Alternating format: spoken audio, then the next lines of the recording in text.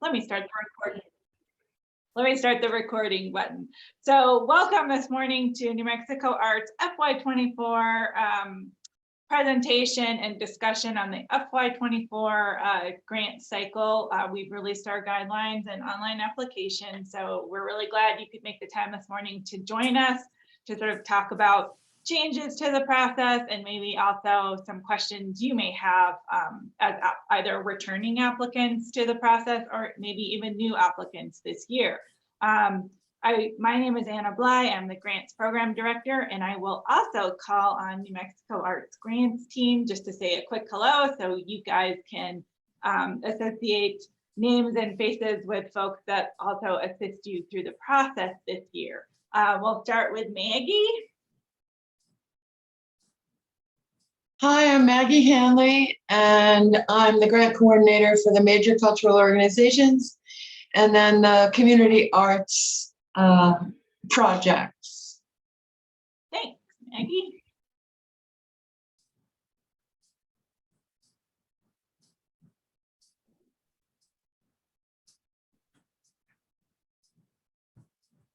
I'll go next. I'm Lily Titchenon. I am Folk Arts and Arts Projects. Kevin, it's all. Thank you, ladies. I'm Kevin Leitner, and I work with arts learning in schools, arts learning in community, and local arts councils. Kevin. And I realized I didn't mention I work with the colleges, universities, and government entities category and the service organizations. And again, as you enter the room, I think most people have done this and we really appreciate it. Enter your name and the organization that you are representing in the chat box. And that's kind of how we'll virtually know who's convened with us this morning. And again, we're delighted you're here. I'm going to sort of get started with the meat of what this process is about. Hi, Anna. And thank you for saying hi, everybody. And also know we will try and keep an eye on it as we move along. Some folks may write questions in the chat box. If we don't see it right off, we will definitely try and make it a point to look back at the chat box to see what you've typed in there. But I'm going to start to sort of share the screen of the official business of today's convening. Again, we're delighted you're here. We're excited to talk about the FY24 application and some of the changes this year, and also some of the things that probably are very much the same for returning applicants. Let me see if I can change. Great. All right, who are we? We've been really excited. We've been talking about this a lot lately as New Mexico Arts works on our strategic plan. But I kind of like the idea of revisiting some of our goals, our larger vision for the agency. We want to ensure public support for the arts to ensure that the arts are central to the lives of New Mexicans. And much of the work you do as organizations help us work on that mission. We also want to ensure that New Mexico has vibrant communities, a meaningful quality of life, and a robust economy. And of course, again, as much of your work is related to the arts being a major part of how we deliver on that. For our annual grant cycle, I have some who, what, why questions as part of this presentation, but for applying to support to New Mexico Arts, who are eligible organizations to apply to New Mexico Arts? In many cases, in more cases than not, it is tax exempt nonprofit organizations. It can be units of government, schools, colleges and universities, and Indian tribal government entities that are in New Mexico. And if an organization is not one of the above, so is not a nonprofit or one of these other types of entities, in some cases, an organization may be able to enter into a fiscal agent agreement with a nonprofit who serves as a fiscal agent. What are our funding priorities? So the application process is open to all eligible organizations. We talked about who those were in the previous slide. All applications are scored against published evaluation criteria, and all applicants must score a 65 or above to be eligible for funding. So kind of knowing that up front, what the parameters are, if an organization's eligible, what your application's being reviewed on, and then what minimum score needs to be in place to be considered eligible for funding. Please note that funding is not necessarily needs-based for New Mexico Arts, but does consider priorities that are set for us by our legislature, which includes that at least 1/3 of our funding goes to organizations based in rural communities. So we have priorities that we work towards as an agency. What is it as an applicant that you might be applying to New Mexico Arts for support for? Obviously, our programming is arts related, but you might be applying to us for arts activities that could include things like exhibitions, publications, screenings, lectures, performances, arts education activities, arts advocacy. There's a lot of activities. This is not limited to these. It's just an example of the types of things New Mexico Arts might be able to support during our contract year. Please note, if you are applying for FY24 activities, the funded activities actually must have a public presentation component, and they actually must take place within the state fiscal year, which is July 1 of 2023 to June 30th of 2024.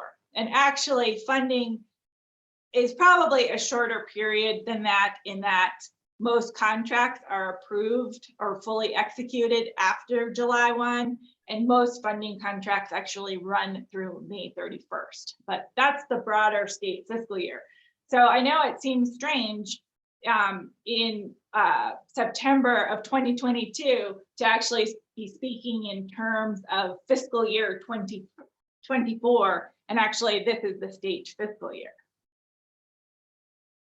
A major part of what we do, but is also very important, as this may actually be required for some applicants, is New Mexico Arts offers an advance review, which is offered before a final application deadline, which helps New Mexico Arts staff review applications and help check for mistakes or other issues that may potentially make an application ineligible. This service is helpful to anybody who would like to take part in it. But if an applicant was declared ineligible last year, or did not receive funding in the past year, or has not applied to New Mexico Arts in the past 2 years, an advance review is required. So this will actually become a requirement for submitting a final application to us. And anybody out there, if you can put yourself on mute, that would be amazing. We're getting a little bit of feedback here and there. No, it's hard to. Let me see. We can mute that speaker. Please note, as I mentioned, the advance review, the deadline for that is 5 p.m. on Friday, October 21st, 2022. So hopefully many people have already looked at our guidelines that have been posted on our website to sort of have that application deadline in mind for the advance review. But this is a critical deadline. If you are required to do an advance review, you must submit it by this 5 p.m. October 21st deadline to be eligible to submit a final application. If an advance review was submitted after 5 p.m. on this day, or say October 22nd, New Mexico Arts would not be able to accept a final application from you for this funding year.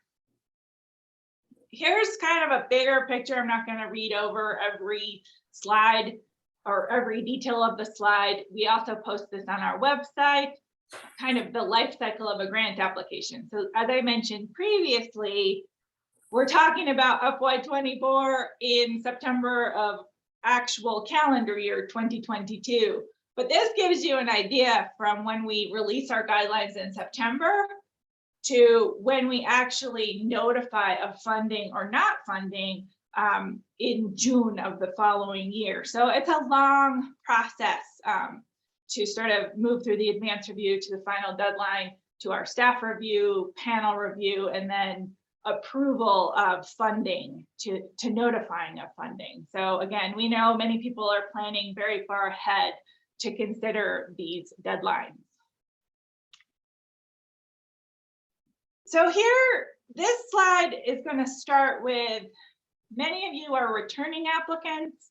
Some of you might be new, so maybe this won't seem as different. But this year, in years past, some of our funding categories had different caps for the maximum request a funding category could ask for. And in those years, they were 15,000 in some funding categories and 20,000 in some categories. This year in FY24, all applicants are going to ask for a fixed grant amount of $10,000. What will be very similar from previous years is that it's still only a certain amount of funding that will be allocated in relation to that request. It's still related to available funding that we have. So what's our total grant budget? It's still related to panel score. Did you score the 65 or above? And certainly a higher panel score would result in a higher grant award. Just because an applicant is asking for $10,000, it certainly does not mean full funding. But something we've learned, when organizations were asking for 20,000 or 15,000, in many cases, the average grant may have been falling in the $5,000 to $7,000 range. There was actually quite a gap in what you were asking for in an application and preparing a budget for. And in some cases, the term administrative burden has come up as you're preparing for a budget for something that actually funding is usually quite a bit less than 20,000 or 15,000. So one aspect of this change was to sort of try and address that.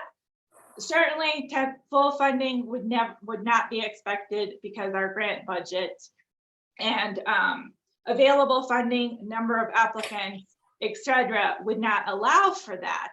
But there is an idea to take some of the administrative burden off, that maybe funding's a little closer. So $5,000 to $7,000 grants, when you ask for 10,000, is a little less dramatic than if you ask for 15 or 20,000. But the other intent of this is that we ensure more equitable distribution of funds across all of our funding categories, which is equal for both small and large organizations, as well as rural and urban communities. So there was a real intent with this to sort of try to address that. So there was multiple factors that went into this request, but now when you're in there in your application, you have only one option for what you're selecting when you're applying. Other things that we did, even though things will look very similar in the guidelines for the funding categories, is we had some funding categories that were doing very similar work, funding project-based activities, and we sort of lumped them together. Even though their budgets may look very different, community arts, arts projects, major cultural organizations, and colleges, universities, and government entities, many of them are funding project-based activities, performances, exhibition series, very specific work that was actually very similar. They just maybe are different kinds of organizations. So some are smaller and some are, a larger cultural organization. We have placed these categories under what we call the creative support funding umbrella.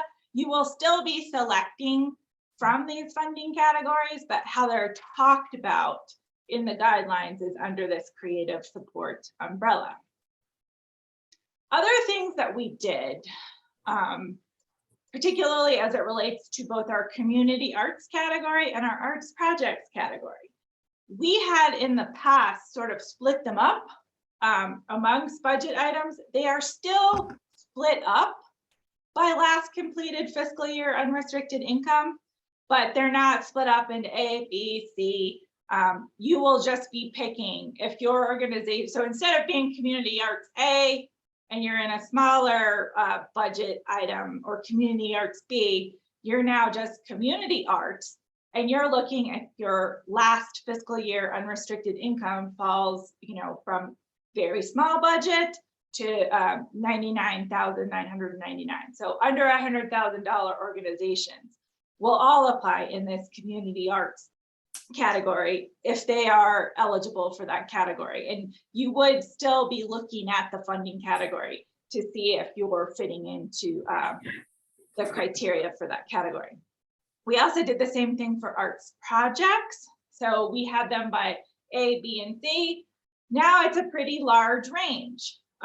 So these are all applicants from that 100,000 to under 750,000 that can now come into the arts project category.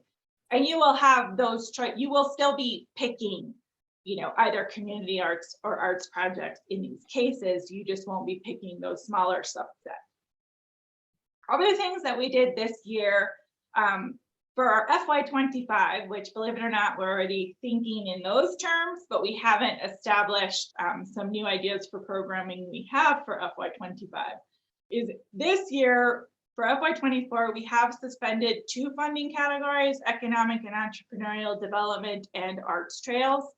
That doesn't mean if there is a project, and in many cases, some of the projects that may have been supported through these 2 funding categories, they may be eligible in one of the creative support categories. So this would be, if you are an applicant in one of those 2 categories, it's certainly worth reaching out to New Mexico Arts staff to see which funding category might be appropriate for you. And actually, it'd be perfectly fine if you would email me or call me directly, and I can maybe help connect you to the correct funding category and also the correct program coordinator for that category. So those were kind of the biggest top level changes for FY24. And again, you may have further additional detailed questions about that, and we can kind of talk about them. The other things, these are pretty similar from previous years of funding. What's the eligibility? 1 application per organization or institution. I think that's carried over for many years. This isn't necessarily new organizations, but it's not necessarily organizations that have been around for years and years and years either. But we do have the requirement must have been providing programs to the public for a minimum of 6 months to the application deadline. There are some other requirements listed depending on the funding category that you apply in. Another thing that has come up, and certainly for those of you who applied for the NMARF opportunity, but this is now true sort of going forward for New Mexico Arts. And if you are a new applicant, this is something you will want to work on very quickly, is that any organization that's applying to New Mexico Arts is required to get a unique entity ID. And this previously, you may have supplied to us a DUNS number, and then the new unique entity identifier is given through the sam.gov system as a primary identifier. There are some things you can certainly reach out to me if you have questions about it, because it depends on your organization. If you are registered with sam.gov, if you have to formally register with sam.gov, some of you may already have grants that you get from the federal government. So you may already have existing accounts in this system. It's not necessarily a fast process, as again, many people who've worked on it already this year. I think many returning grantees should be in decent shape for this. Many of you have acquired this number, but if you are a new applicant to New Mexico Arts, this is something you're definitely gonna want to get started on, because we're gonna need that in place, certainly by the final application deadline in December. Other eligibility. So I mentioned in earlier slides, there was the advance review. And if you were required to do an advance review, you needed to have submitted that by the published deadline if that was required of you. If you were not required to do an advance review, your application must be submitted online by the published deadline of 5 p.m.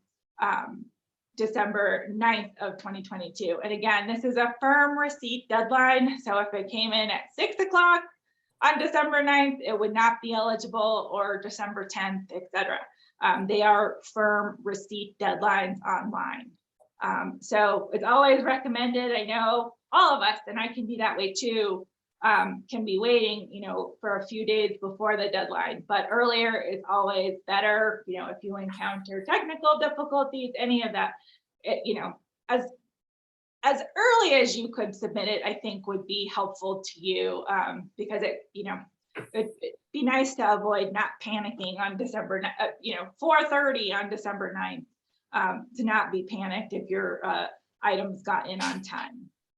Make sure when you're working in your online application that you include the required application materials, that you've uploaded all those materials, that you've linked to any artistic samples, that everything that should be part of your comprehensive application online is included.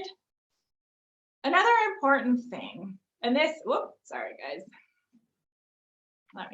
Didn't mean to scroll us back.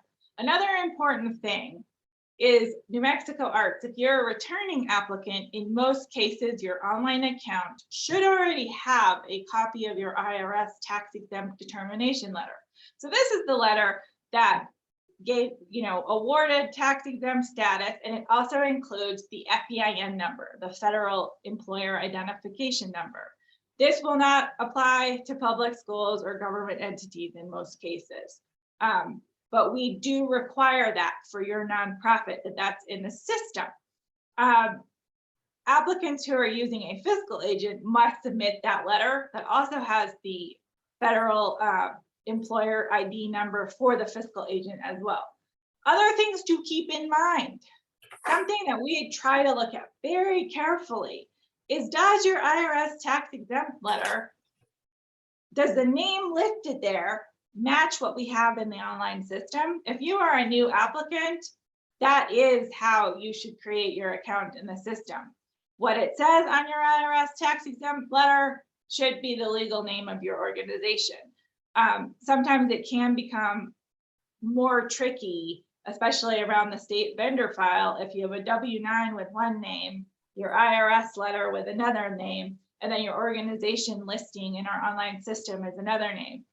Keeping it all consistent, what is your legal name, and documentation of that. So some of our organizations have been really good about submitting change of name information. So if they got new information from the IRS, a new letter with a new name, they need to send that to us with the new letter and new name, so that we make sure we have the most up-to-date information for your organization.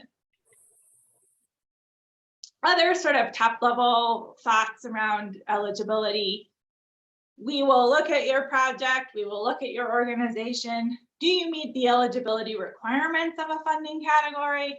In some cases, some of our program coordinators may need to actually move your application to a different funding category if they see that a project or organization actually maybe fits another category better. And they'll certainly look to see if they're thinking your project may work in another category. Have the eligibility criteria for the new category been met? But that relationship with your program coordinator and their advice is really invaluable in this process. The other important thing to consider is that once we're underway, the grants process, so that's from the final application deadline, December 9th of 2022 through June 30th. So again, a long period of time, that you do not reach out to New Mexico Arts commissioners or panelists at this time to discuss your program, just to risk not causing any ineligibility through that contact. So just keep that in mind.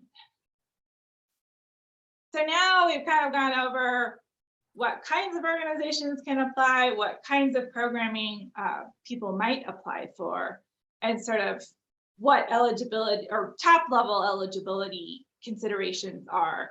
How do we do this? New Mexico Arts has an online grant system. Many returning applications already have their credentials for the online system. If you are a new applicant or a returning applicant, you're still going to prepare and submit the FY24 application using the system. Returning grantees or applicants will use existing logon and password information. Now, certainly, sometimes people change. This is assigned to your project director for your organization. It is possible, even since you last applied, if it's been a few years since you've applied, but even if you applied last year, your project director may have changed. We may not know who that new project director is. So it's really important for you to reach out to us if you're unsure of your login credentials, so we can kind of assist you with who should have access to your account. Please, though, we ask, do not create a new account in the system. If you're a returning applicant, you do have an account in the system. We just need to figure out if the correct person's assigned to it. If you are a new applicant, so as we conversely say on one side, if you're returning, please don't create a new account. If you are a new applicant, we can certainly check for some reason, particularly if you're working with a college or university. It is possible that you may not think you have an account or a city government, and it turns out that you do. So we're always happy to sort of check just to make sure there's not an account existing if you're thinking of applying. And we can let you know, yeah, there is an account for your organization. So please go ahead and proceed with creating an account in the system. I mentioned in an earlier slide that there's, on the one level, there's an online application that has narrative questions that you're answering, but there's also materials that you are uploading into our system. Those include the board members list. They include your 501c3 IRS tax exempt determination letter. And again, just making sure that we have the most up-to-date letter on file. And if you have changed your name, that we have a new letter that reflects that name change. All your artistic samples are going to be in the system. This includes printed materials, digital images, audio, and video. There is a budget detail that you are downloading and then uploading into the system. This budget detail is for your proposed program, your anticipated income and expenses, and in kind for the program. Please note that your budget must include a 50% match by the applicant organization, at least half of which must be cash. We also require that you upload an income and expense statement. Please note, this is for your organization's last completed fiscal year. So avoid giving us a partial year. If it's a December deadline this year, your fiscal year may have been calendar year 2021. To meet this requirement, it would be perfectly fine for you to submit an income and expense statement to New Mexico Arts from January 2021 to December 31st of 2021. And that would count as your last completed fiscal year. Because by December 9th, which is our grant deadline this year, if you have a calendar fiscal year, you haven't completed your 2022 fiscal year yet. So the requirement really is your last completed fiscal year based on your organization's fiscal year. So again, different organizations have different fiscal years that they've determined. Some of our folks may have say their fiscal year started July of 2021. It ended in June of 2022, and that would be the fiscal year's information that they would submit. So it's not partial. It is your last completed fiscal year. So please avoid submitting partial information. There are other materials, and this is for arts learning in schools. There's other supplemental material required, principal letters, letters of commitment from the principals of participating schools. So depending on which category you're applying in, you might want to make sure there aren't other items that we ask for you to upload as part of your submission. Some important considerations. Again, I can't stress enough the resource that are the New Mexico Arts Program Coordinators. They can really offer you a deeper initial consultation on your proposed projects. whether you're a new applicant or a returning applicant. And sometimes you may be a returning applicant that's like, hey, I've got this completely different idea for a different kind of project or activity we want to do. It is so worth, and especially if you are a new applicant who's required to submit an advance review, connect with the program staff to help determine your eligibility, to help that they can advise you on if the kinds of projects you have in mind are eligible for funding. Maybe one project isn't, but something else you're thinking about is. They are a wealth of information and they can guide you. And it will also help you, even before you submit the advance review, maybe shape your approach to the application process. Rather than even waiting for the advance review for that feedback from staff to sort of say, yeah, this project wouldn't be eligible or this project would be. And they will certainly offer that advice, but it's worth having that conversation up front. I can't encourage it enough. And many of you, we share this information also with panelists. Many of you who have already interfaced with our online system, this is sort of a screenshot of what the page looks like. And it might be helpful. I know I do it because I have to access the system as well, just to save it as a favorite. And again, many returning folks probably already do by the extent that you use the online system. All right, so I think that's my my preview of things. Hey, Anna. Yeah, Would this be a great time to introduce Sue? absolutely, Sue. Yes. Okay, so excitedly, I was delighted at the beginning of this meeting to introduce everybody to the program coordinators, and those are going to be your contacts depending on the categories you're applying in. But New Mexico Arts was thrilled at the end of August to actually hire our new online systems administrator, who is already proving incredibly knowledgeable, and she will actually probably be somebody that many of you might have contact with even as you work on your advanced review or your final deadline. And let's say hi to Sue Sneeringer, because again, another important face, another important name to connect with as part of this process. Good morning, everyone. Nice to meet you. Yeah, so yes, particularly in when we talked about do I have an existing account? Am I the person who's assigned? But actually, even probably more involved technical questions, either Sue will be able to guide you on some of those. And certainly we also have our online provider. She could be the conduit to assist us if there's a more involved technical thing happening with your application as well. So again, our team is very much strengthened by having that position and having Sue with us. I'd like to add a couple of little details, Anna. All right. The returning people and new people, as a coordinator, I'd like them to pay attention to. Always use your full legal name on all documents, especially the documents that you have to download and then re-upload for the application. It's really helpful. I sometimes get people using abbreviations, and it's not always easy to guess.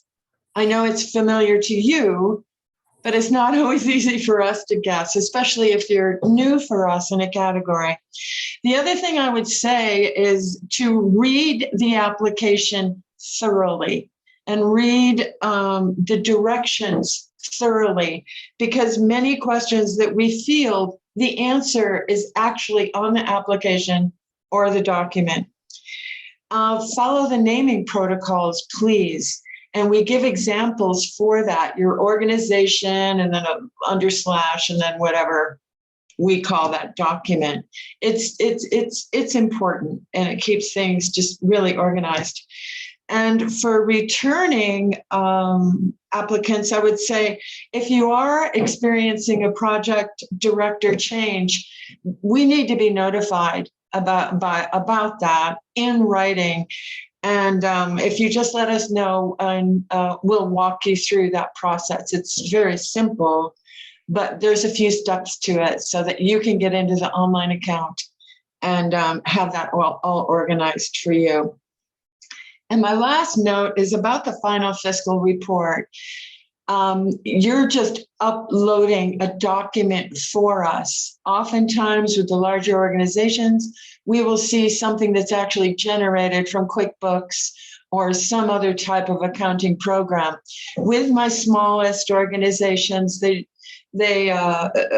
put together a simple document, sometimes in Excel or Word, and that's fine, but please include the date range, especially if you're making up your own document, the date range of your fiscal cycle so that we can determine if that's proper. Because as Anna described, if your fiscal period is ending in December 31st, then we, you need to give us the last completed one, and we consider most 2022 January to December fiscal cycles are not your last completed.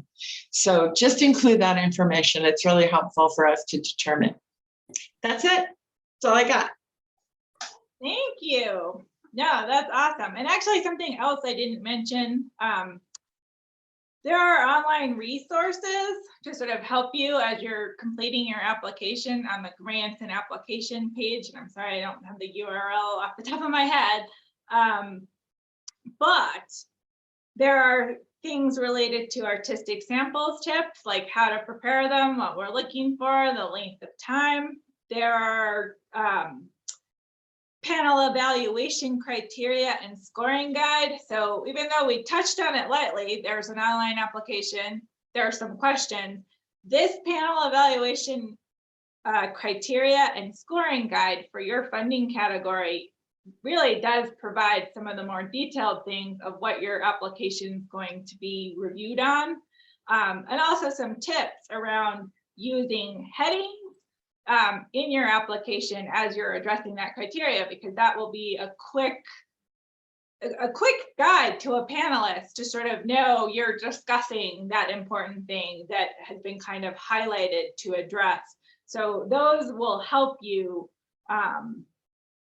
Oh, thank you, Maggie, for checking into that. See, we're multitasking here. That's incredible. And thank you, applicant. This is a great example. It's really easy for us to look up if you have an account, so don't hesitate to reach out, because again, you might be happily surprised that some of your information is already there and exists, and that can be really helpful when you start this process. So I would encourage you, like I said, look at the funding guidelines. They are full of a lot of detail. We did touch on some of these things really lightly, that there is a thing called a fiscal agent agreement, but the guidelines go into detail about what does that mean? What are the responsibilities as an applicant? What are the responsibilities for the fiscal agent who's serving in that capacity? So I do encourage that deeper dive into the guidelines, to look at the funding categories, to look at the eligibility of specific funding categories, so that you know which category you think you want to apply in. And it never hurts to, again, then reach out to the New Mexico Arts team to have that deeper conversation. Yes, Kevin. And along those lines, if you have direct deposit for your awards and your banking information has changed, please be proactive. I know we're on the front end of all of this application process, but we've had some unfortunate incidents where money was automatically deposited into an account that didn't exist, and they didn't lose the money, but it took them 6 months to get that money. So if your banking information has changed, please contact us. We definitely need a new W-9, but please be aware of that. Also, if your address information has changed, that's important for us to document, and a new W-9. Yes, And that kind of speaks to, I mean, I know we're earlier in the process, but payments, if your address is changed, but we don't know that, a check maybe gets mailed to your old address, and it may, take a while to track that down or not track it down, depending on, how challenging that is.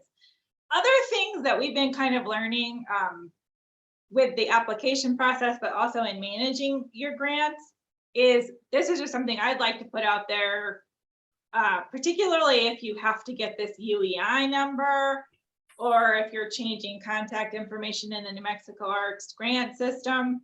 Sometimes if you're able to, as an organization, it might be easier to sort of create accounts for like executive director of said organization or project director of said organization, rather than tying it all to somebody's personal account or their Gmail account, because that, as we showed you an example of that login page, say you get to the login page and you say, oh, I forgot my password, and you click on that functionality, it's only going to go to the person who's assigned as our current project director. So you definitely want to make sure you're up to date with us as to who that contact is. And sometimes I have seen it be easier if you sort of have some generic accounts, that if you do have some staff changeover, there can be some continuity with that.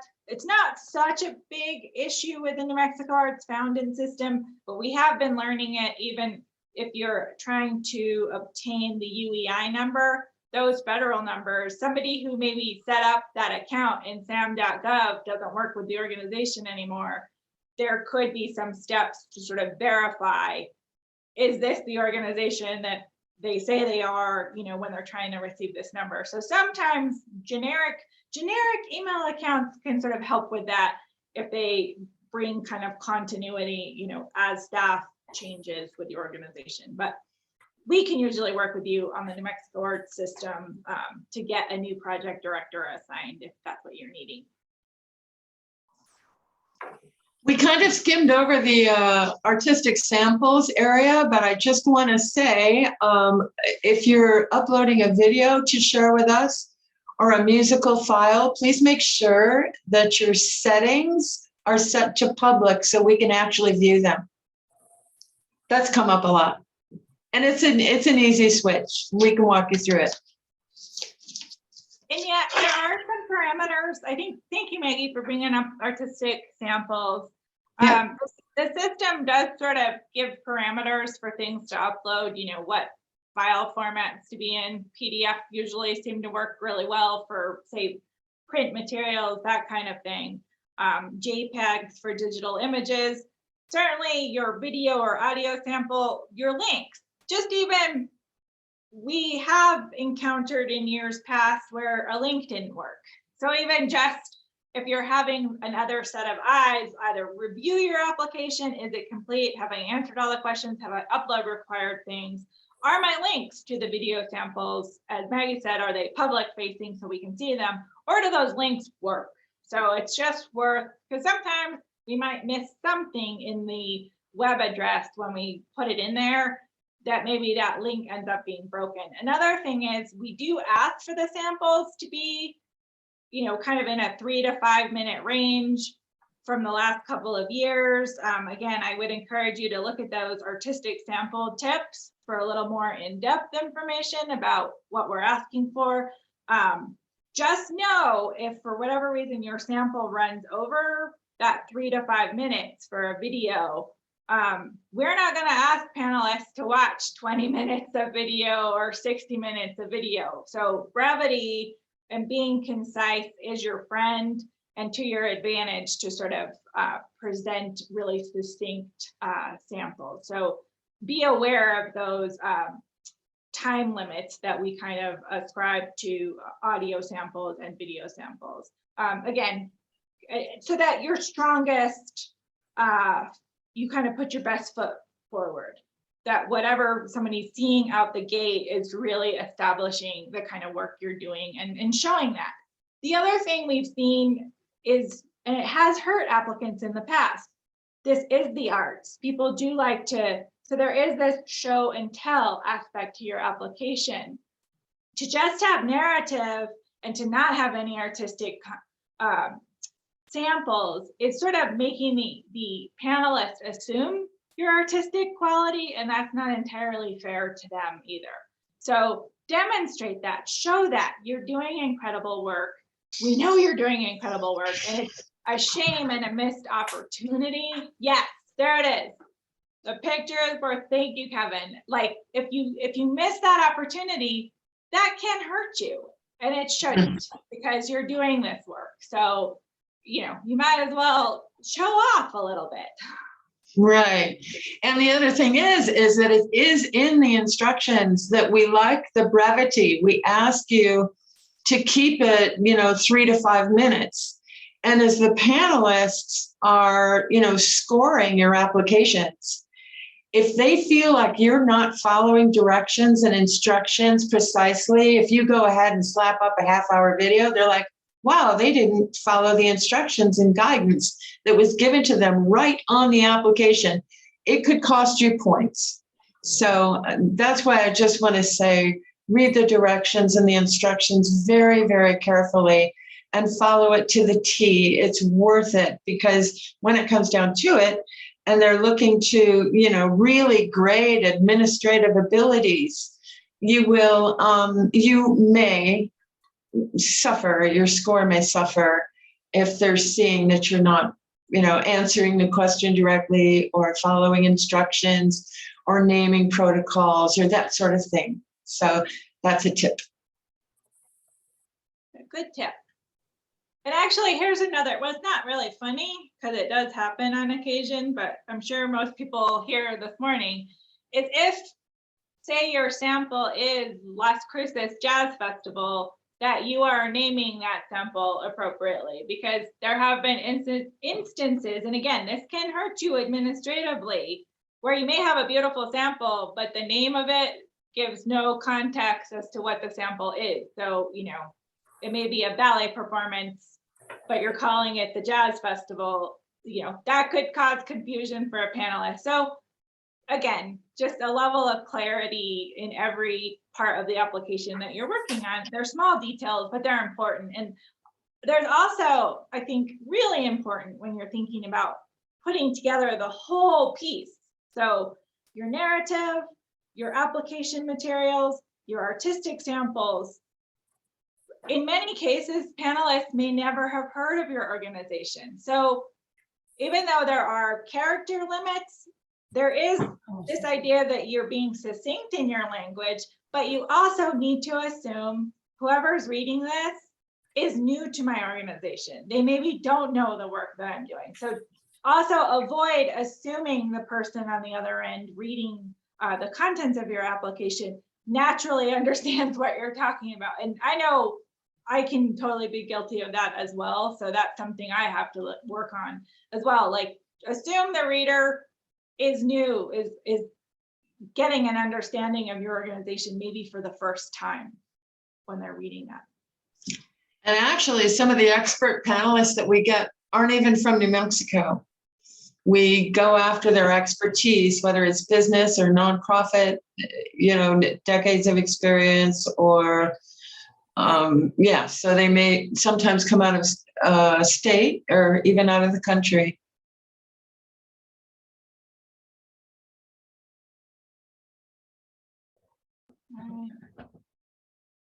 Thanks, Kevin, for putting your contact information. And as I mentioned, that page on the website has a lot of content, and it also has a copy of the funding guidelines, and it has our direct emails.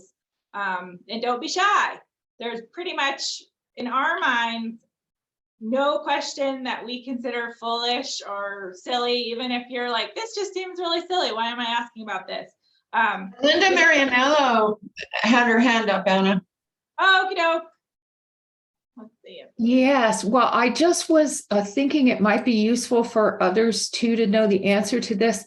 We did actually change our checking account over the summer. And what I was asking is, first of all, where do you find the form if you need to let NMARTS know that you've changed your banking to another financial institution, but then we don't receive our reimbursement checks, via wire. We receive them actually in the mail. So if we fill out that form, is that going to create confusion about how we're reimbursed? So what's the process here? Because maybe others are in that same situation. So it depends. It depends on if you would like things set up for electronic transfer, then you would submit the W-9 form with your account details, and you would actually include a voided check with that routing number, for the bank account that it goes to. If you're still receiving a check, we certainly would still want the most current address, for where this check should be mailed to. So if that, I'm assuming the FY23 or FY22 closeout of your funds did get sent in the mail to the correct address? Yes, it did. And our mailing address has not changed. Okay, so I think if the state vendor file has you listed under that mailing address, you should be okay. Conversely, I don't know, it probably doesn't matter because it's not being given directly to a bank in that case, or it is, but it doesn't matter, in the same sense that a routing number would matter if it was being electronically submitted. Because I don't think the regular W-9, if you're not doing electronic transfer of funds, the regular W-9 isn't asking for that level of banking detail. But if you did have electronic transfer, and we have learned this the hard way a few times, if you do have things set up for electronic transfer and you close a bank account, it can be quite a long process for us to even know that a check either was turned away. It's just, so whenever any of you think about setting up the ACH or the electronic transfer of funds, and you have an account set up with a grant with us, or potentially other state of New Mexico entities, because it may not just be New Mexico Arts, don't close that account until you've made that change in the state vendor file. It's worth keeping it open a little bit longer until you can make that change officially with us.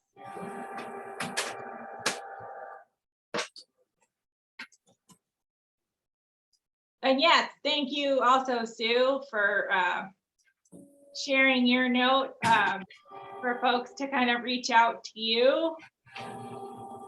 As I mentioned, she'll definitely be a great support, even around as simple a question as, do I have an account? Who is my contact? Our program staff are also very knowledgeable and versed in that as well. If you've already been working with a program coordinator, they can assist you with some of that, and certainly some of the more involved technical questions.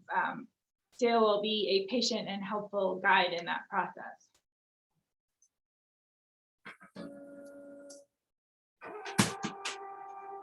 And like I said, there's no question is too small. We'd rather you reach out to us.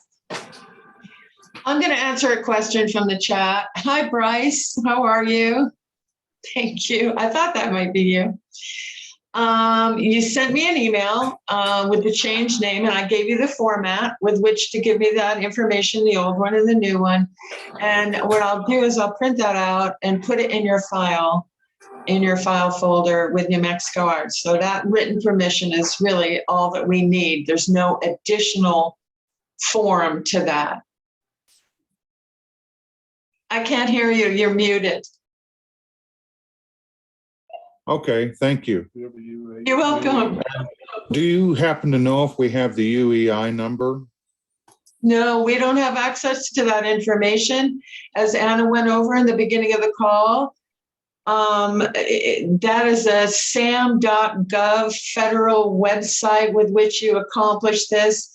And we have a bit of printed material regarding how to go about doing that.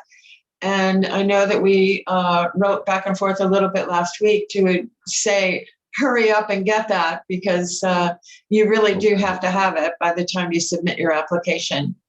So I actually. So you go to a website called sam.gov, see if any of your predecessors, because you have been a recipient of awards for quite a few years, if they've set up an account on behalf of Silver Corral. Yeah. Yeah, check that. If you don't, then you have to set up that account and then you have to apply for the UEI number.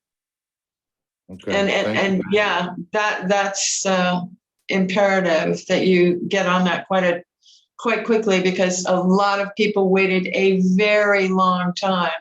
And I will say one of the things that we learned in the process, because we don't have direct access to that federal government, we're state government in terms of that process. But one of the things we did learn is that they don't automatically let you know when they have given you that UEI number. So you just have to keep checking back on the website. And we Because did- I'm, yeah.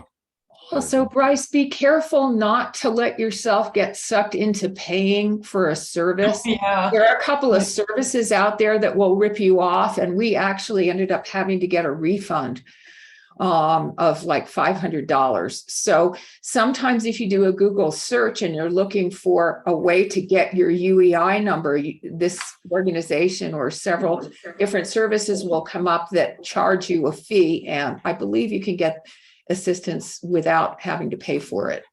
So I'm fortunate. I actually belong to another arts organization as vice president. And the president of that organization, which is the Grant County Community Concert Association, she sent me the link to go into the sam.gov. Yeah, and another point, just got a really good point, thank you, Jackie, is that Jackie had a big go around when she was trying to get her UEI number because she had a PO box address. So use a physical address. Yeah, it was a unfortunate side effect of all of this. You know, the federal government, particularly in light of relief funding in the past few years, which we know a lot of relief funding was issued throughout the country. This PO box thing came into play to sort of avoid fraud, but obviously for much of, you know, many New Mexico organizations have PO box addresses. Like that's actually pretty normal. So it's been this kind of unintended side effect. And I think that's awesome that you mentioned that you also had the link. Sue in the chat also shared the sam.gov link. I finally shared the link to the New Mexico Arts Guideline and Application page that I've referred to a couple of times, so a little earlier up in the chat, which has the guidelines, the link to the online system, artistic sample tips, just other information to hopefully help you as you're sort of putting the whole thing together. And were there other questions that we missed or? And then we'll publish this recording. You want to talk about that a little bit, Anna? Sure. We'll record the session. New Mexico Arts has a Vimeo page. It usually takes a couple of days, I think, for it to come down from the cloud because there are probably many grantees. Actually, this is a great showing. I'm really delighted with this attendance this morning and those of you that started your week with us. But we know you might want to revisit some of this content, and certainly applicants that weren't able to join us, hopefully it's also useful information. We do understand, at least I'm this way, there's a lot of talking at people and, you know, information being shared that I sometimes have to sort of go back and marinate on things. I'm a thinker, so I might be driving in my car, I might be on the way to another meeting, and I'm thinking about something I just heard, and maybe I wonder, did I hear it correctly, or it brings up another question. That's where, you know, the whole grants team really comes in. If you're, you know, aha, I had this question about this thing, you know, from the session, that's when I would say, encourage you, pick up your phone and telephone us, write that email if it's late at night, while it's fresh in your mind, so that staff can sort of get back to you and hopefully help clarify something that comes up for you. So we're really grateful for you guys coming today.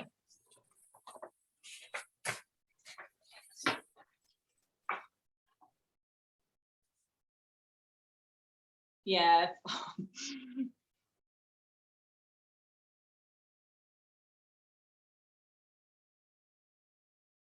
All right.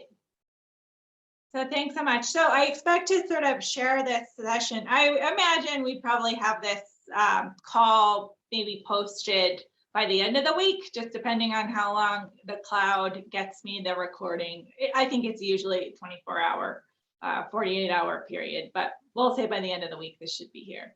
And again, thank you all so much. And keep those great questions coming.